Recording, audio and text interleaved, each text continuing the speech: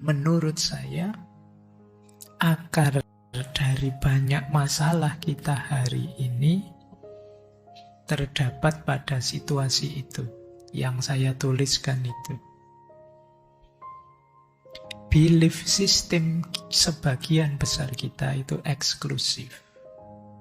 Sosial system kita fanatik.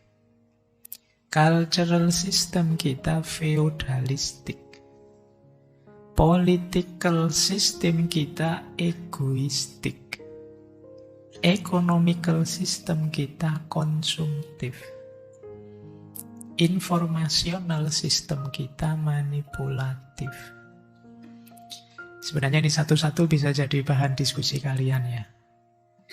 Iya, tentu saja tidak semuanya begini. Tapi saya berani bilang sebagian besar masih begini.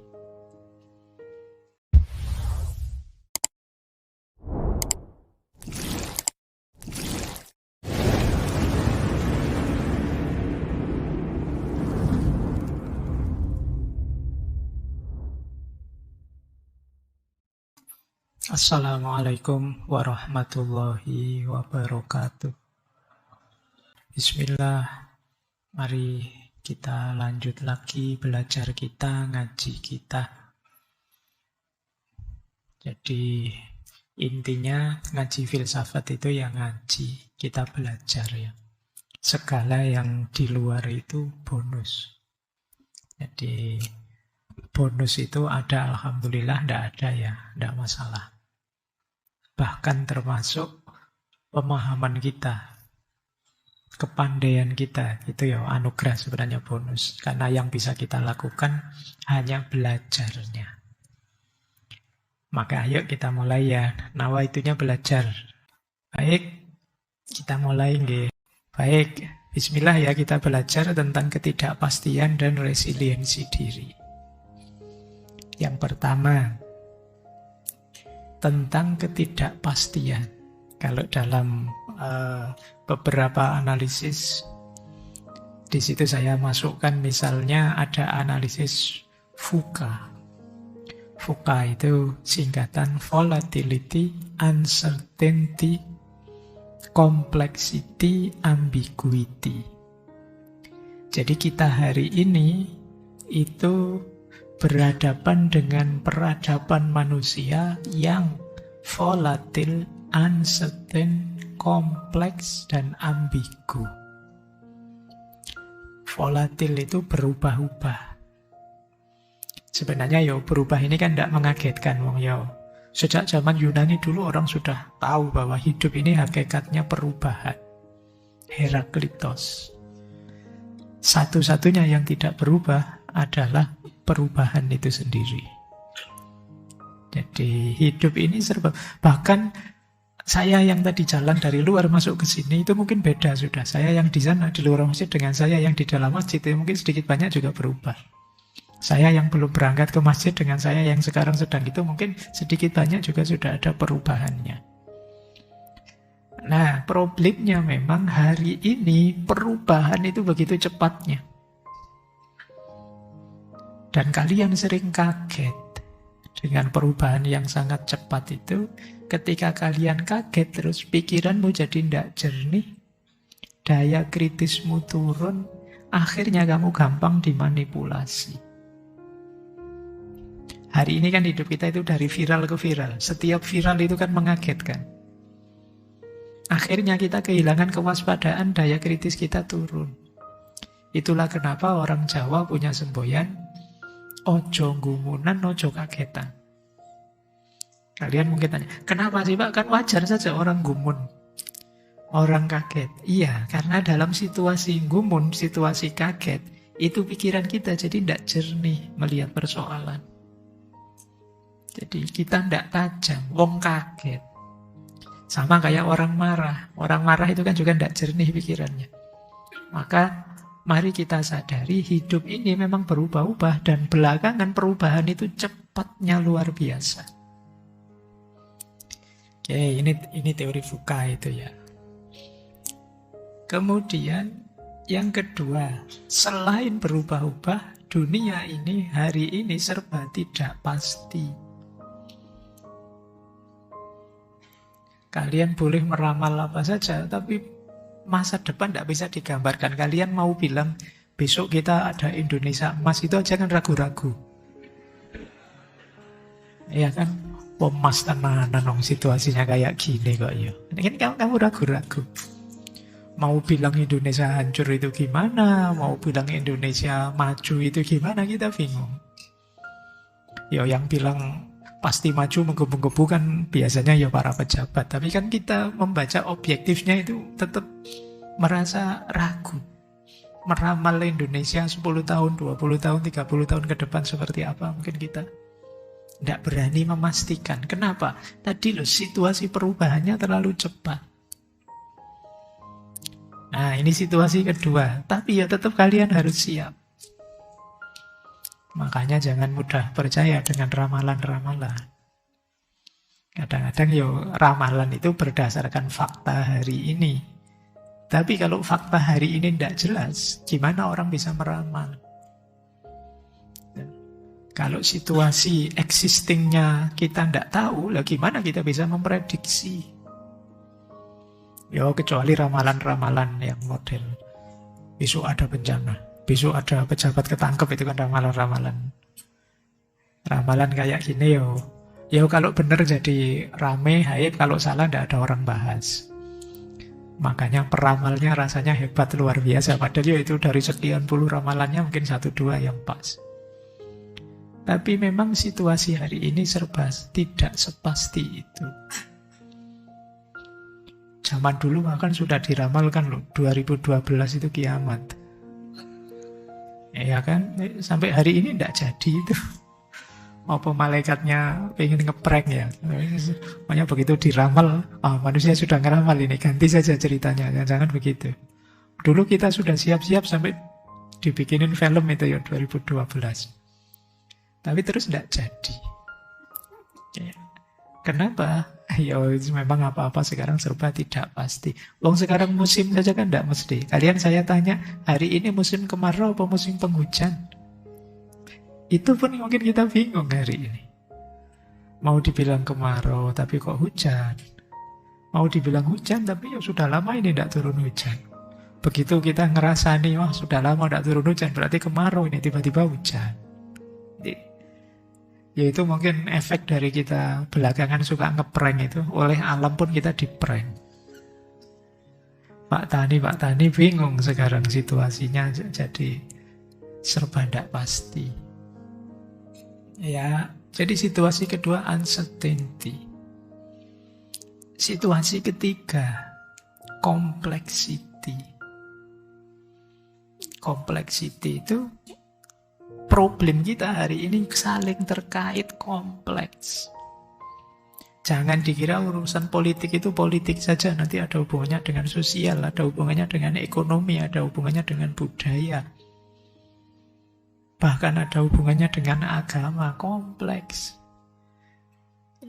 Kadang-kadang kalian nganggap ini politik, tapi bukan, itu mindset budaya. Yang memang selama ini begitu di sini. Kalian anggap ini budaya, tapi sebenarnya itu sudah manipulatif, sudah politis, dan lain sebagainya. Urusannya sangat kompleks. Termasuk berhubungan dengan adat, tradisi. Itu kan belakangan kalian kemarin demo rame-rame kan itu menyangkut banyak hal.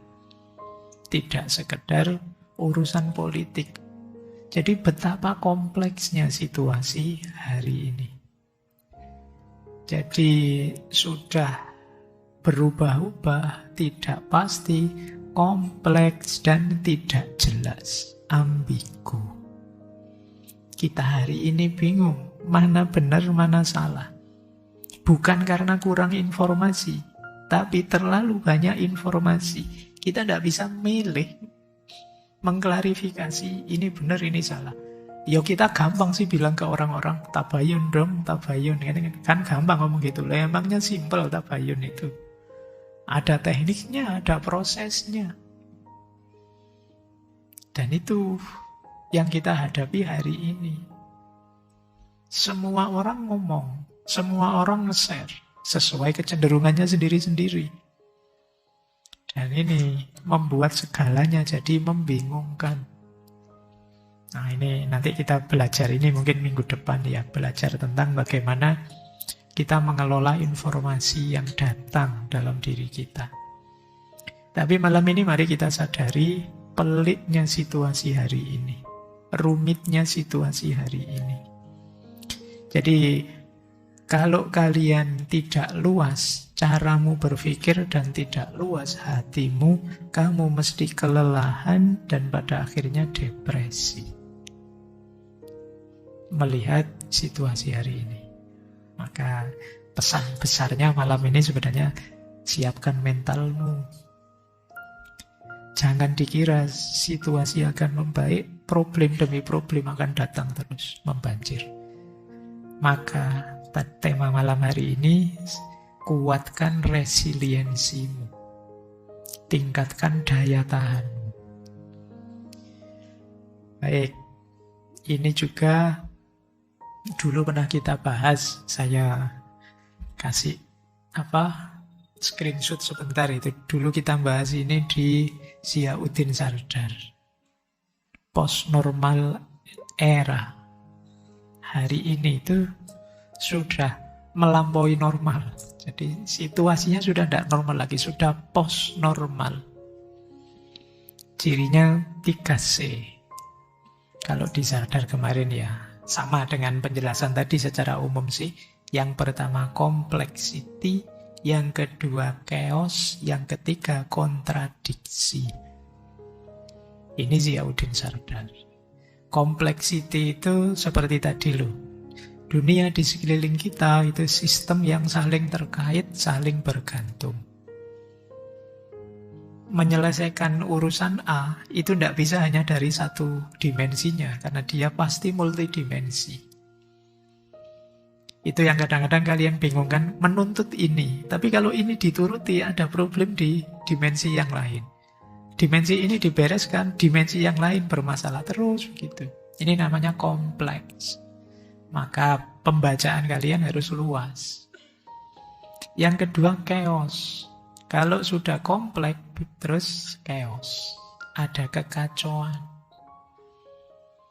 Jadi stabilitas terganggu. Perubahan sangat cepat, kompleks, terus chaos. Dalam situasi chaos muncul banyak kontradiksi-kontradiksi. Yang satu perspektifnya stabilitas, yang satu perspektifnya perubahan, yang satu perspektifnya damai, yang satu perspektifnya perbaikan. Itu bisa tabrakan, itu namanya kontradiksi. Kan sering saya sampaikan, masalah yang agak berat itu bukan pertemuan antara yang benar dan yang salah. Ketika yang benar dan yang salah ketemu, gampang, kita pilih yang benar, selesai. Tapi begitu yang benar dan yang benar ketemu, tapi tidak sinkron, itu yang disebut kontradiksi. Ini ikhtiar kita harus lebih kuat, lebih keras. Tidak sesimpel itu. Yang seperti saya bilang tadi, misalnya kalian yang kemarin demo, perspektifnya perubahan, perbaikan. Sementara mungkin ada masyarakat yang lain menggunakan perspektif kedamaian, kenyamanan hidup. Ya, karena ada demo mesti tidak nyaman. Loh, ini kan dua-duanya tidak salah.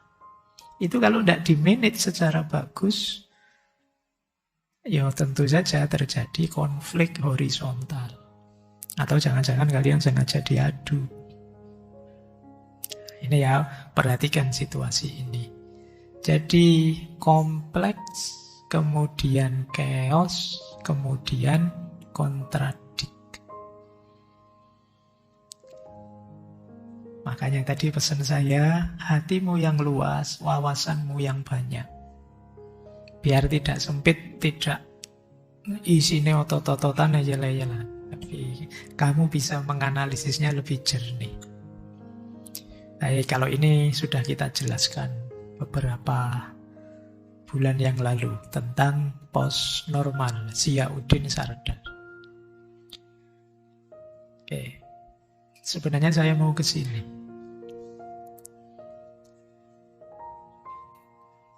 Menurut saya, akar dari banyak masalah kita hari ini terdapat pada situasi itu. yang saya tuliskan itu. Belief system sebagian besar kita itu eksklusif. Sosial system kita fanatik. Cultural system kita feodalistik. Political system kita egoistik. Economical system kita konsumtif. Informational system kita manipulatif. Sebenarnya ini satu-satu bisa jadi bahan diskusi kalian ya. Iya, tentu saja tidak semuanya begini. Tapi saya berani bilang sebagian besar masih begini. Coba ya, kita urai satu-satu. Nanti resiliensinya pelan-pelan, tidak usah khawatir. Karena akarnya di sini. Kalau kalian mengobati penyakit, tidak sampai ke akarnya. Mungkin simptomnya sembuh, tapi penyakit itu sendiri belum sembuh sebenarnya. Yang pertama apa? Belief system.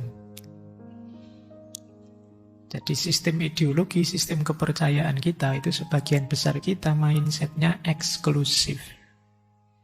Eksklusif itu tertutup, menganggap bahwa yang saya percayai itulah yang benar. Yang lain salah semua. Ini yang disebut eksklusif.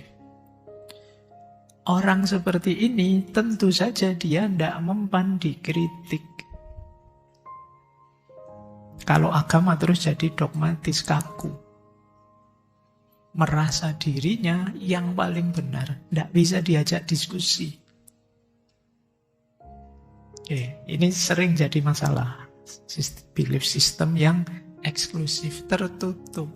Bukan berarti kalian tidak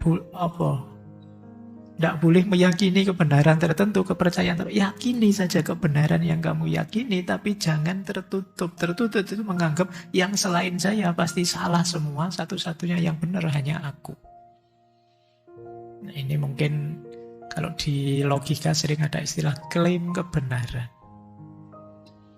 Jadi yang benar pasti aku. Tertutup sama sekali. Cirinya biasanya tidak bisa diajak dialog, kalau dikritik ngamuk. Nah, yo memang sih saya tahu dikritik itu tidak enak. Kalian sendiri postinganmu dikritik orang mencak-mencak mesti kan? Tidak enak dikritik itu. Tapi kalau kalian anti kritik, gimana kalian bisa berkembang jadi lebih baik? Nah, belief system kita itu banyak yang eksklusif. Yang kedua, sosial sistemnya modenya mode fanatik. Kelompokku, aliranku, organisasiku, apalagi partaiku. Itu sosial system. Fanatik itu right or wrong harus saya dukung terus. Ini namanya fanatik. Apapun itu jenisnya. Kalian kan mungkin ya ikut organisasi macam-macam lah, saya tahu mahasiswa. Itu yang memang dikondisikan untuk fanatik sering-sering. Jadi fanatik itu ya pokoknya apapun yang sudah diputuskan di kelompok kita, di aliran kita, di organisasi kita, harus kita ikuti semuanya. Nah, tidak boleh kalau ada yang kritik harus kita lawan. Ini benar-benar fanatik. Kalau menurut penjelasannya seorang filosof Muslim, Maroko, Abid Al-Jabiri, beliau pakai istilah qabilah. Mindset kita itu masih mindset qabilah. Umat Islam itu cara berpikirnya masih qabilah. Masih bersuku-suku. Ada sih yang ingin, Pak, saya netral, Pak. Anti suku-suku, anti kelompok-kelompok. Saya dan teman-teman membentuk sendiri kelompok yang netral. Ya akhirnya ya jadi kelompok baru. Fanatik dengan kelompoknya sendiri lagi gitu. Problemnya bukan kalian ngeblok atau non-blok. Problemnya, mbok kalian itu jangan sefanatik itu. Kan itu saja sih. Tidak harus kalian bikin organisasi baru. Mari kita sadari, ini sama seperti di belief system tadi. Kita itu manusia biasa. Orang-orang di kelompok kita, organisasi kita juga manusia. Bisa salah, bisa keliru. Tidak luar biasa kalau khilaf. Wong manusia makhluk khotok wan nisyan. Mbok biasa saja. Kalau salah ya diakui salah, diperbaiki. Kalau ternyata yang kritik, yang salah ya dijawab. Kan begitu saja. Kalau ternyata jawabannya tidak memuaskan, ya monggo kemudian ya sudah. Yang penting sudah kita jelaskan. Benernya seperti apa bahwa dia ngotot ya sudah. Kan gitu saja. Biar tidak tadi loh kan tadi ada yang ketiga itu terus jatuhnya kontradiksi mengarah ke konflik. Nabi Muhammad kan wanti-wanti bener itu. Jangan ta'assub, asobiyah. Asobiyah itu sebenarnya perekat sosial. Tapi kalau berlebihan jadi fanatik, justru akan membuat fragmentasi sosial. Di kelompok-kelompok kecilnya masing-masing. Nah, nanti diingat-ingat ya sampai teman-teman besar, wajar saja kalian ikut organisasi ini, organisasi itu, bahkan ikut partai, tapi tetaplah menjadi manusia yang sadar, yang tidak fanatik. Kalau salah ya dibilang salah, kalau benar ya dinyatakan benar. Baik, ini sistem sosial kita. Jadi akhirnya kalau di kita itu kan kalau ada orang ngomong, mau tidak mau harus kita cek. Ini kelompok mana ya? Ini organisasi apa ya yang ngomong? Dia ada di kubu mana ya? Kan selalu begitu. Dan kita tidak percaya kalau ada orang ini bebas kok tanpa kepentingan, kita tidak percaya. Kenapa? Biasanya tetap orang ini fanatik pada yang dia tempeli. Identitas sosialnya.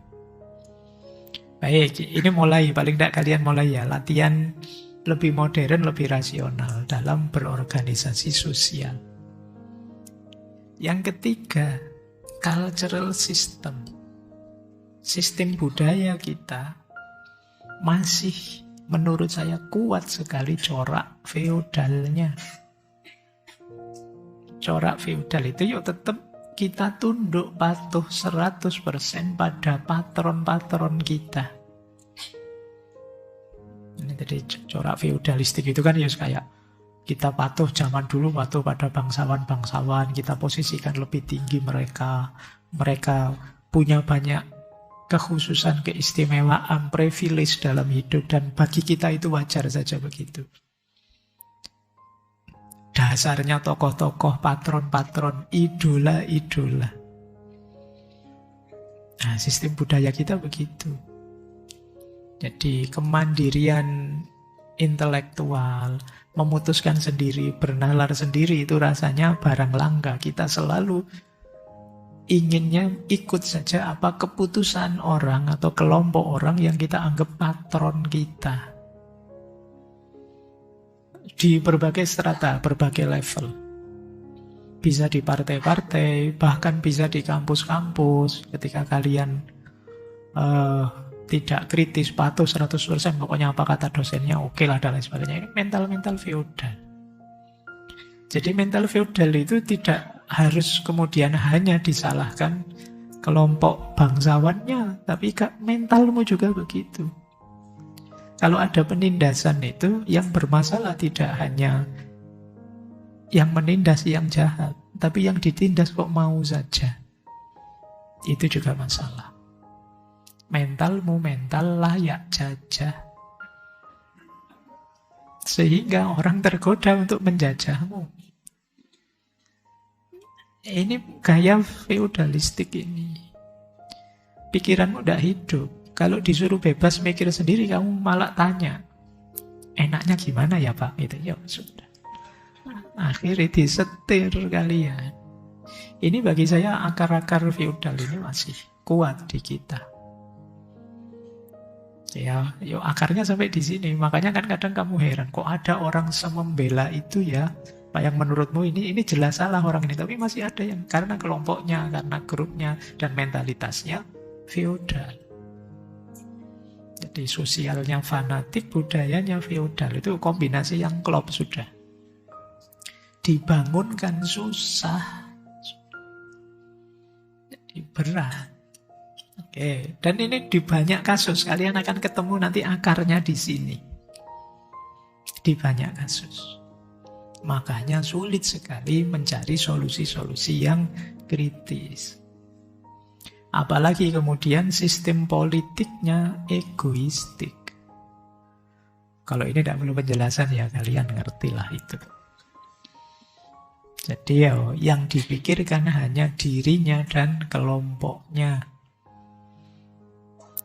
Yang dirinya sendiri dan kelompoknya dianggap paling tahu, paling ngerti, paling paham tentang bangsa ini, tentang negaranya. Suara-suara yang lain dianggap tidak ada gunanya semua. Ini sistem politik yang egoistik. Merasa yang paling benar. Apalagi terus sistem ekonominya konsumtif. Tidak produktif. Konsumtif itu yang ada di pikirannya nyari uang dibelanjakan untuk memenuhi kebutuhan. Ternyata dari paling bawah sampai paling atas mikirnya begitu. Itu kenapa pemerintah cara paling gampang meningkatkan income pajak, kan cuma itu. Berawal dari mental yang konsumtif, karena ngertinya cari uang terus dibelanjakan untuk kebutuhan. Kalian juga begitu, nanti mikir kerja cari uang dibelanjakan untuk memenuhi kebutuhan. Tidak membayangkan kreativitas apa yang harus saya lakukan agar mendatangkan uang. Jadi mental kita konsumtif semua, konsumsi semua. Jadi kita kan sering marah-marah itu.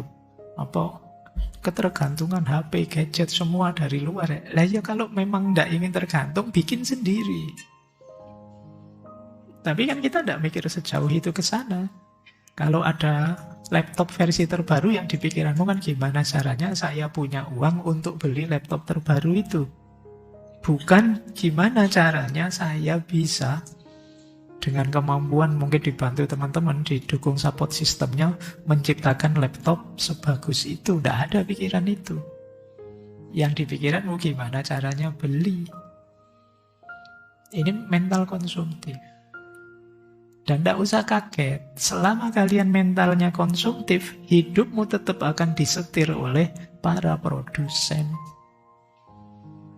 Karena kamu hanya mengkonsumsi.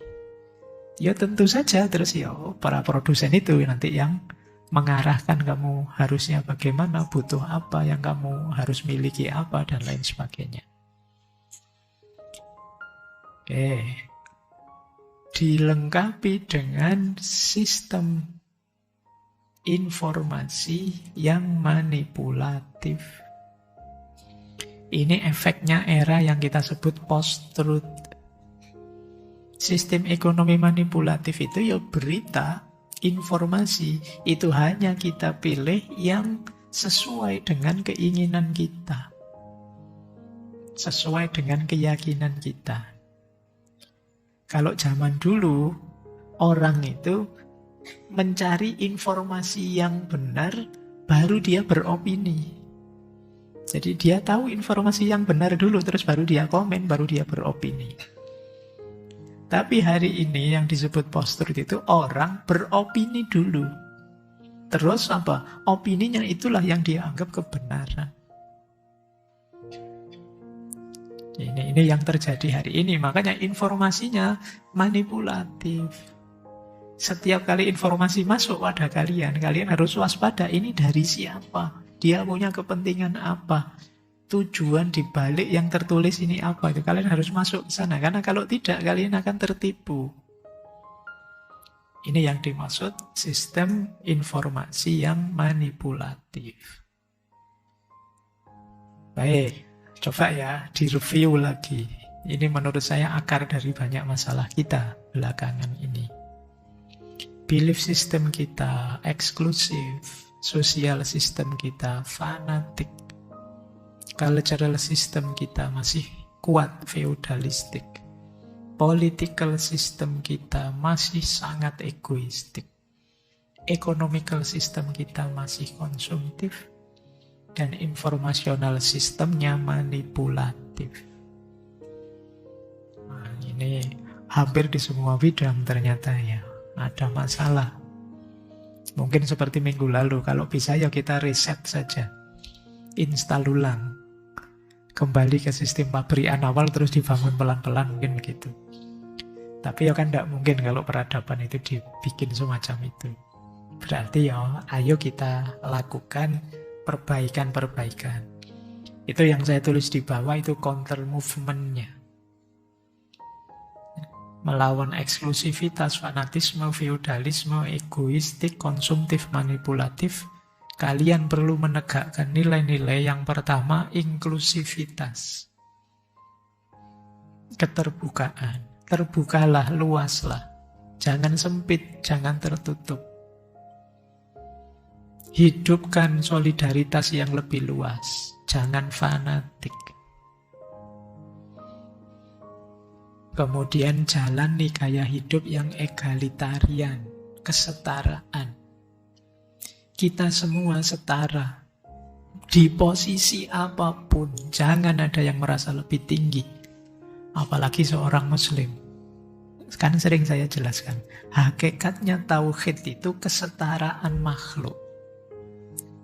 Mengapa begitu? Karena dalam tauhid hanya ada dua variabel, kholik dan makhluk. Di atas makhluk satu-satunya adalah kholik, Tuhan. Dalam sistem yang tidak egaliter, tidak setara, di atas makhluk, di atas manusia, masih ada manusia yang lain. Dan ini tidak tauhid. Maka dimanapun ada penindasan sebenarnya itu nabrak tauhid pasti. Kenapa? Di atas makhluk ada makhluk yang lain.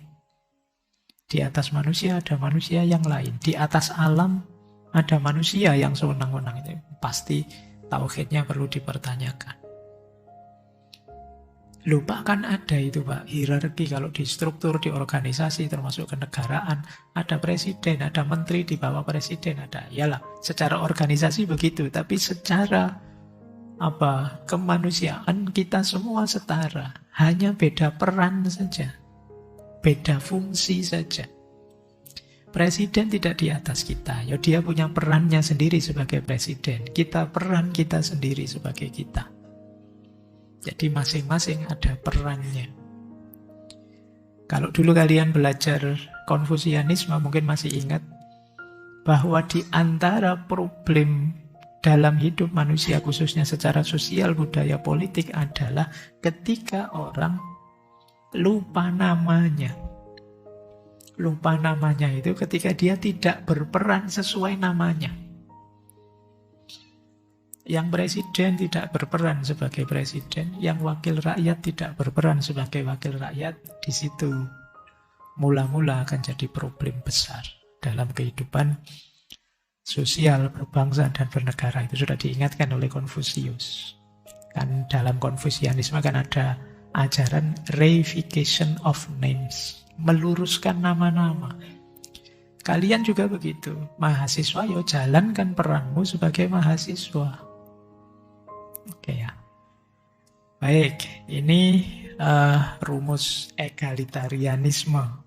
Melawan apa? Feudalisme. Kemudian politik yang egoistik.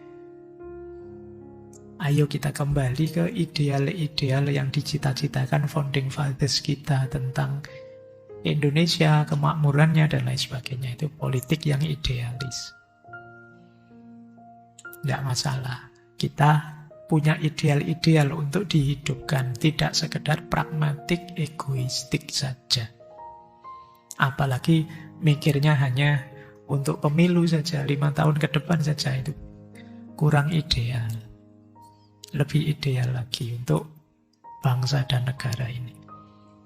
Kemudian ekonomi kreatif, bukan ekonomi yang konsumtif, dan literasi kritis, bukan informasi yang manipulatif.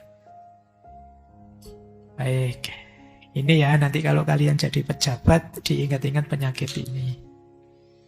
Dulu kan kalian semua ini nanti pejabat di masa depan. Jangan lupa.